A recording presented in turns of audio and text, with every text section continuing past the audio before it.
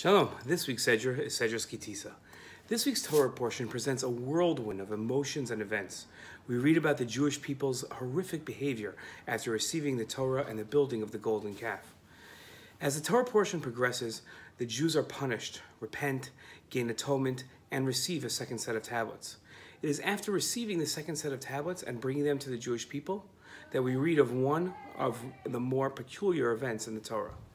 God said to Moshe, "Write down these commandments, for in accordance with these commandments, I make a covenant with you and with the Jewish people." Moshe was on Har Sinai with God for 40 days and 40 nights. He ate no bread and drank no water, and he wrote down the terms of the covenant, the 10 commandments, on the tablets. Moshe then came down from Har Sinai. As Moshe came down from the mountain bearing the 2 tablets of the covenant, Moshe was not aware that the skin of his face was radiant and shining. His face shined since he had spoken with God.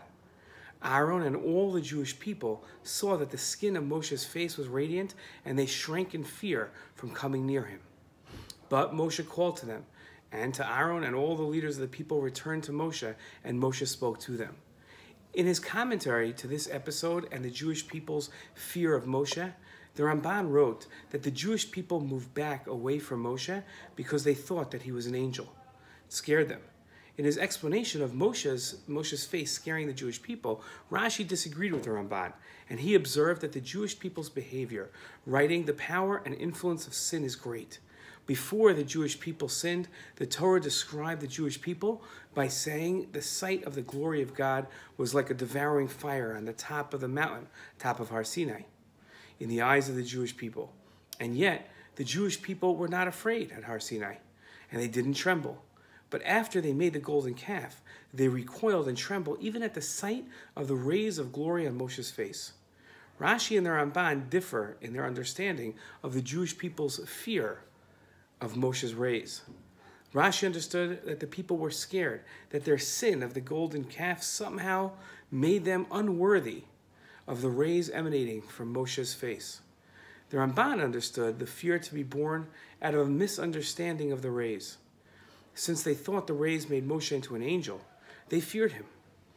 Rashi's comment about the Jewish people's fear of their own sin reminds us of Yaakov's attitude when he went to meet his brother Esav after years of fighting. Yaakov was scared of his brother hurting him, and he prayed to God before his meeting, and he said as follows: "God and God of Avram, my grandfather Avram, the God of my father Yitzchak, God who said to me, 'Return to your native land, and I will deal well with you,' I am unworthy of all the kindness that you have so steadfastly shown your servant. With my staff alone I crossed the Jordan, and now I have become 2 camps." Rashi explained Yaakov's prayer when he said that I am small and unworthy because of all the kindnesses, meaning my merits are diminished to all the kindness and truth which God has already shown me. For this reason I am afraid. Perhaps since you made these promises to me, I have become defiled by sin, and this may cause me to be delivered to Esav without divine help. Whether we take Rashi or the Ramban's approach to the cause of the Jewish people's fear of Moshe, we are taught a valuable lesson about a proper attitude towards teachers. As an educator, I do my best to connect to my students. But students should also strive to form a connection to their teachers. But they must maintain proper respect. This respect is characterized as fear and is born of either seeing themselves as unworthy or viewing the teacher as an angel of God. An important lesson for all of us. Shabbat Shalom.